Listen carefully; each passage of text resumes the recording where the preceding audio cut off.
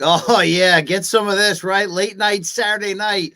And it just went down in Dallas. Jake Paul versus Nate Diaz, the pro boxing debut for the UFC legend, Stockton, California, the 209. And how about a little morning combat instant analysis to help digest it here? My name is Brian Campbell, one half of this award-winning combat sports series. A series so good they can't stop nominating it for awards. Thank you for your service in that regard. Luke Thomas, he's off right now. It's that man's 44th birthday. Shoot him up, shout him out. Shout him out. Do not shoot him up. Thank you very much. If you're here and you're expecting me to give you a spoiler alert, you must have recently had a massive head injury. Either way, DAZN pay-per-view was the site. Hey, I purchased mine. I'm going to expense that through ESPN Plus. But let's be honest about something, because we do that in this show. I wasn't into this fight coming in. And it wasn't some, we're not working the fight for Showtime, so let's flip the switch and hate. I felt it was a little bit past due. I felt the shenanigans leading up were forced. It just didn't feel like Nate Diaz wanted to be there or cared. So I shared my opinion. You know what? I'm happy to be wrong right here, because Jake Paul versus Nate Diaz, which goes down at the end of the day, a unanimous decision win for Jake Paul over 10 rounds. It was fun. Everybody won in the end. Jake Paul, did he make massive strides and changes to improve as a boxer? Yeah, it showed.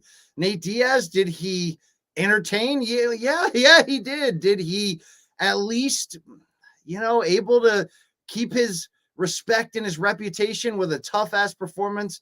He did. In fact, he almost had moments where it looked like if Jake Paul could be pushed a little bit harder, maybe he could fall victim to a late fade, as it was Nate Diaz and his team that argued that push on the negotiation table to get this from 8 rounds to 10 rounds. But, I'm kind of happy. The air is coming out of the balloon on the crossover circus influencer sort of bubble period we've had here in boxing, where especially during the pandemic, when the big fights weren't getting made, look, Jake Paul sliding in and becoming a legit attraction, it kind of mattered. The narrative of him taking out former UFC champions on this Robin Hood-like run of trying to bring attention to fighters and fighter pay and all that, it kind of was interesting.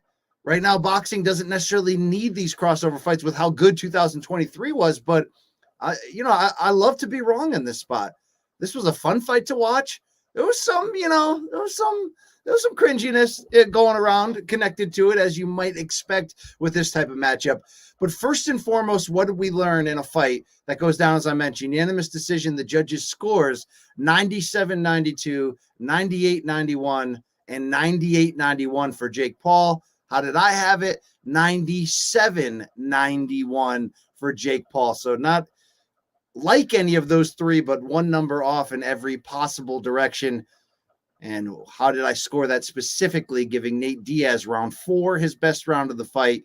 I also gave Nate round 8 and round 9, as it looked like he was potentially causing Jake to bend and possibly break there with those late flurries. But let's talk about what we learned. First and foremost, number 1, Jake Paul was faced with a task, with a challenge here coming off of that last fight. Split decision loss to Tommy Fury. Yes, Jake scored a final round, 8th round knockdown, but he faded a bit.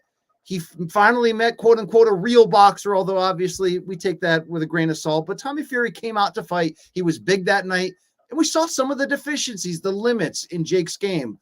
This was a different opponent, obviously, in 39-year-old Nate Diaz. But all the talks that we had, and particularly me, about the size difference, didn't really seem a big part of it in the end. So Nate, even though he fought at 170 for the biggest fights in his MMA career, looked really good here at 185 physically. But the evolution of Jake Paul's boxing game was the lead story here. And I always pause people of saying, when are you going to fight a real fighter? Or when are you going to, climb the ladder and do what you say you will in some of these interviews, which you want to be a world champion? I've always slowed the pace on there, slowed down. Jake's very good for a novice, very good for a celebrity crossover fighter, because he takes it very seriously. And I love the reinvention of what he did, going back to his team, changing it up. It doesn't look like BJ Flores is there anymore, unless I'm wrong. Jalen Love is still there. Shane Mosley played a big role during training camp, although he wasn't in the corner. And there was some new head trainer whose name is mistaking me in the moment, but I hadn't seen before, that was, just, you can see, really preaching during this fight the fundamentals. So Jake went back to the drawing board, refocused on fundamentals, brought in Coach Larry Wade, who is, one of the top strength and conditioning coaches in boxing, works with all the big PBC stars, and you saw that physical difference. So while I'm surprised that Nate ultimately looked about the same size, the main difference was the thickness in Jake and the muscularity, and that didn't play negatively into his game plan. He had enough gas in the moments where he might have broken against Nate Diaz, because Nate did fight like a sly fox out there. But Jake's evolution, he always did well working behind the jab, but there were little breakdowns in his game. Luke Thomas did a lengthy dissected on this ahead of one of Jake's big fights, where you really could pick out, obviously, for a guy that had 5 or 6 pro fights coming in, some breakdowns in his delivery. He tightened up a lot of that. I loved how he circled away at times when Nate was bringing on flurries. I like the physicality Jake showed in the clinch as Nate was really trying to lean on him and wear him out. But most importantly, it was the offensive shot selection. That lead sort of looping left hook from Jake was perfect. That's the shot that routinely hurt Nate Diaz. It looked like Nate could have gone at the end of the first. I saw Dan Rayfield on Twitter scoring that one in 10-8. You certainly could have, as Nate was knocked around the ring. And even though Nate showed us that Nate Diaz toughness and got back in and played possum a few times, when there was real danger, and think in that 4th round when Nate, for the first time in the fight, stopped just pitter-pattying with the little slap punches and got inside, waited to the end of the round when Jake started to slow down a bit, and then did what we hoped he would have done, which was put on those flurries and make it difficult. How did Jake respond to that? He responded incredibly well. Round 5 was his best round of the fight. He knocked Nate down hard, falling face first under the ropes there with that lead left hand. The combinations of power punching, the commitment to the body, the good footwork. Again, not comparing it to professional boxers. I'm not saying Jake is a professional, but you get my point in terms of legitimate rising prospects. But for who Jake is and the type of competition he faces, which may include, by the way, eventually a rematch with Tommy Fury, who's going to be fighting KSI. I'm sure there's big money in another fight with KSI and on down the line there. As long as Jake stays in this lane of retired MMA fighter, crossover guys, and that generally speaking there, he's better than them. He's more committed. He's younger. He's stronger. He's faster. And in and around this 185 catch weight point, which has been of late his landing spot, Jake's a hard out to beat. So story number 1 was Jake's evolution. But number 2, Nate avoided the worst case scenario in here, which was destruction. And it looked in the first round like he was going out and he was going down, and his ability to adjust to the power of the larger gloves in comparison to the 4-ounce ones. And maybe, they talked on the broadcast, maybe there's some of that false sense of, of feeling like the bigger gloves can't hurt you as much. But Nate did get hurt in that first round. And I felt like it would have been disastrous. We would have talked more about the age had he fallen apart there. But his ability to weather that storm, I thought he was clowning around a little bit too much, but it also looked like he was finally having fun with this. But he was having fun with this with a strategy that nearly worked. So that's the difference. And I came around quick because I did have a few different people texting me in the first couple rounds going, is Nate high? Like, he just looks like he's floating around, not caring. Yeah, he's doing some of those baiting traps where he's pretending to turn his head away from the action to bring Paul in to counter. But that 4th round really woke you up to the idea that, no, he came to fight. He came prepared. He came conditioned, because it was that strategic change I just talked about a minute ago. Waiting until the end of the round. Jake looked good in the beginning of that 4th round, landing the jabs, really working on that footwork, setting up his shots well. Nate waited till he had tired out a bit and really started to come on. And it was the same flurrying he had tried in the first 3 rounds. The difference was, though, the commitment to the power. And once he started landing those sort of lunging left crosses and the 1-2s, he was suddenly in this fight. So Jake Paul's adjustment in the 5th round to drop him was huge. But Nate showing us that toughness, being able in the end to go the distance over 10 rounds and bouncing back, particularly, like I said, in rounds 8 and 9, getting on top of Jake and really testing the want in that gas tank, but doing it in smart ways, switching stances. Even though Nate's on top of you and there to be hit, and he is, there is some subtle sort of maneuvering and swiveling with Nate that makes it difficult. He's a sly fox out there. And if Jake hadn't made the adjustments after that Fury loss, I feel like this would have been the albatross moment. I feel like this would have been the point where Jake would have fallen apart late and Nate could have finished him. You saw that in the way that Jake finished strong there in both rounds 8 and 9. But there were interesting conversations between rounds throughout, a couple of them that I took notice. Nate's lead trainer was his Richard Perez, his longtime boxing trainer in terms of his extended group there in the NDA.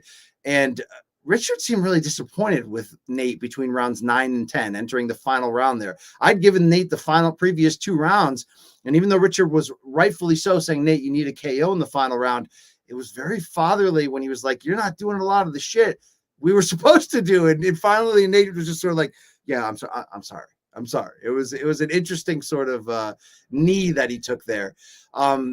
Nate tried to entertain. He tried to lure Jake in the final round, but Jake's ability in round 10, when it mattered most, when we were going to have the biggest questions of his cardio, for him to come out and clear that up and win it. Yeah, they had a little bit of a sloppy brawl in the final, 30 seconds back and forth. It was fun. Nate was trying to draw him in, do anything to bring him in. But I meant it when I said that everybody kind of won, meaning Jake shows improvement and goes to the next level. And now we can talk about this MMA rematch. Nate, in his first fight outside of the UFC, shows that no, he's, not getting better with age, but that combination of experience and toughness and his ability and want to entertain you. And I didn't expect him, by the way, to come out and be that entertainer. Expected him to kind of get overwhelmed, for him to have maybe a couple moments with single shots, but for ultimately him to say at the end, I landed the better shots, but I lost the decision. Or maybe he would have gotten stopped. But no, he retained face in the best Nate Diaz way possible, short of knocking down Jake and winning the fight.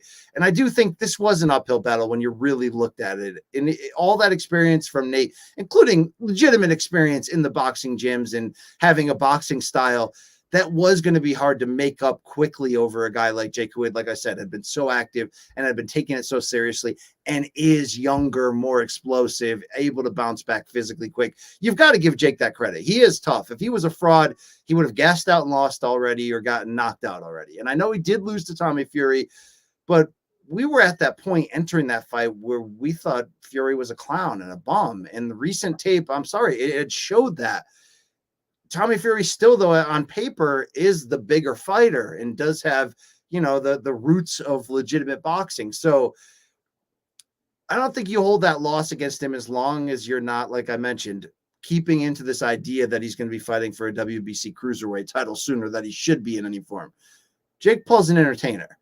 And in entertainment fights, this may have been the most fun one. I thought the best build for Jake up to this point was the promotion of that. Obviously, Showtime Sports played a big part in ahead of the first Woodley fight. They got you interested. The trash talk felt real. There were legitimate doubts.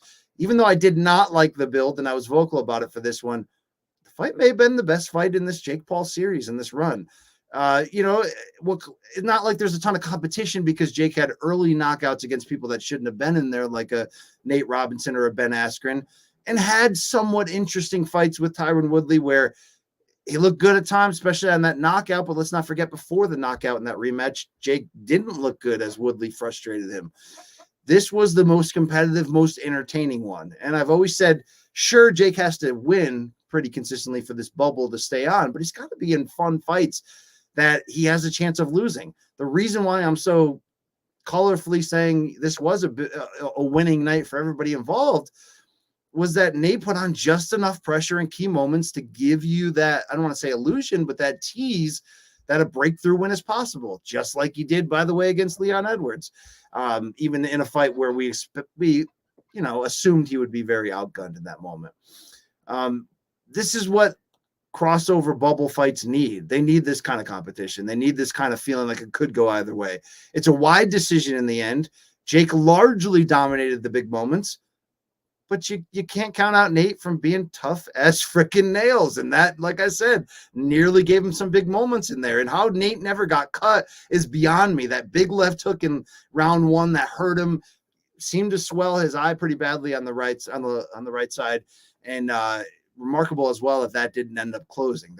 I felt like there could have been a lot of ways that Nate looked old here or was stopped on a cut, and it just felt like a very incomplete fight. kind of like the first BMF fight. And I know that Jorge did largely dominate him, but it did feel incomplete when it ended because you knew Nate had more fight left in him, but you didn't want his whole face to be cut open and broke open there. I don't know how much this window, this bubble has, though, in terms of staying power. If you're in it for the influencers, the idea now of Logan Paul, who, you know, did something that's pretty damn cool, to win a big match at SummerSlam and then hop on the private jet and fly from Detroit to Dallas. That's not bad. That does remind me of, wasn't that time on that May 5th weekend, Tom Brady was like at the Kentucky Derby, then got in the airplane to go to Mayweather Pacquiao or Mayweather McGregor, one of those two. If you're into just the influencer side of it, Logan's coming back on that doubleheader where KSI is fighting Tommy Fury. There's a round robin setup of rematches between all of those guys and the Paul brothers right there. I don't think that's huge sustainability. I think Jake's going to continue to need fights like this. Going to continue to need big names who we can kind of talk ourselves into some level or idea of them being competitive. You're going to be slim picking soon, though.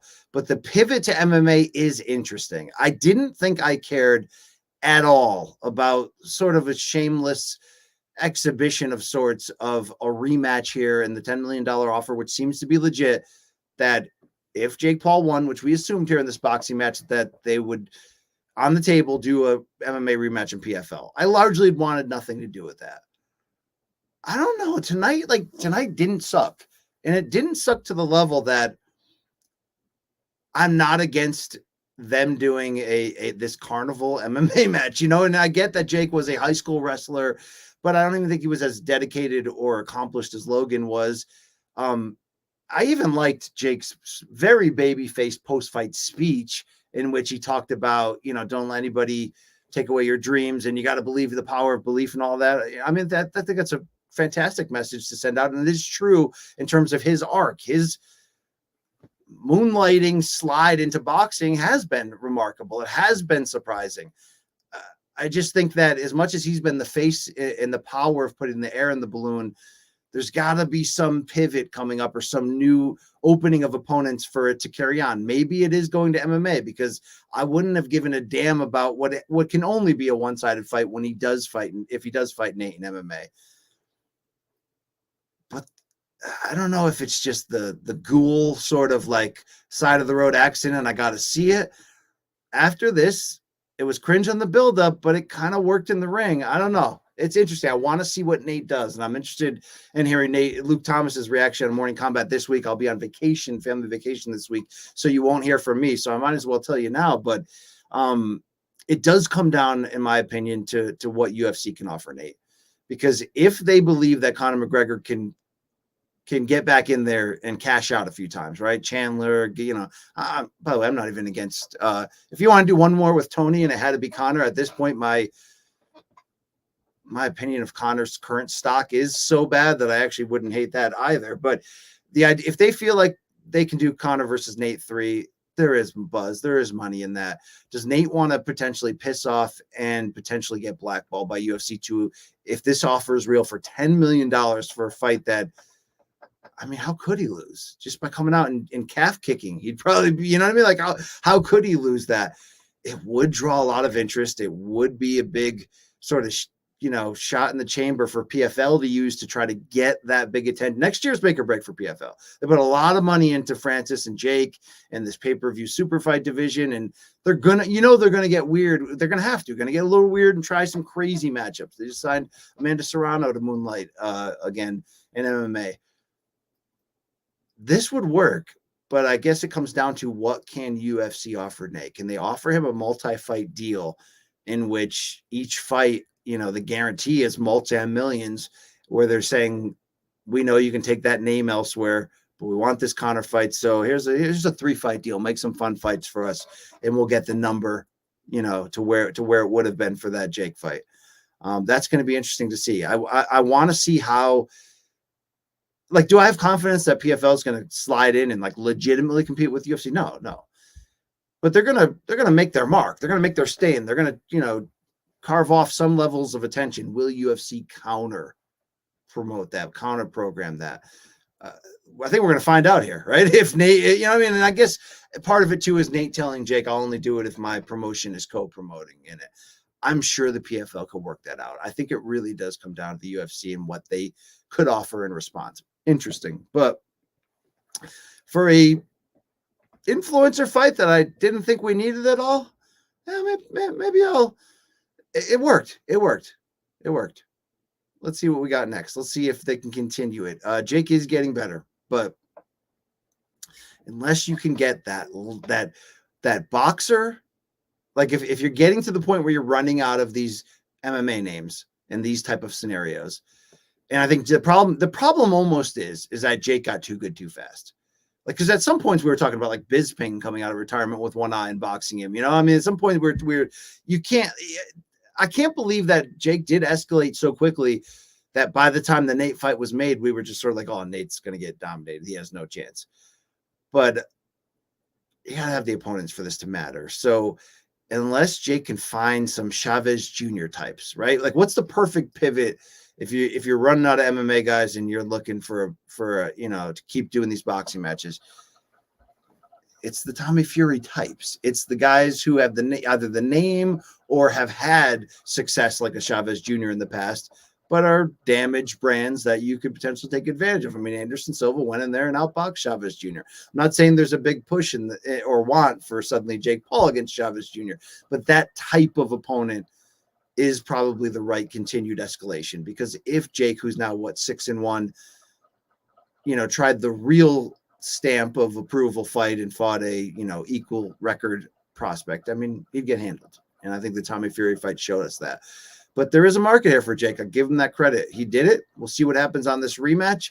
I mean, it's hard. Like, I rightfully give Jake a lot of praise. He is evolving. I just gave him a lot of praise there.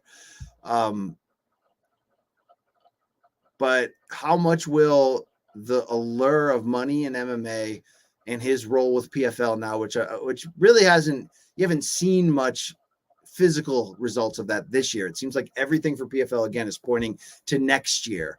What will that mean for Jake's boxing? Will this be a hard full-time pivot? I mean, we've seen before in MMA how you can do creative matchmaking. Think how Kimbo Slice first came. I mean, Jake's been doing, we've compared it to Kimbo Slice in the beginning. Jake's been doing Kimbo Slice type matchmaking in boxing.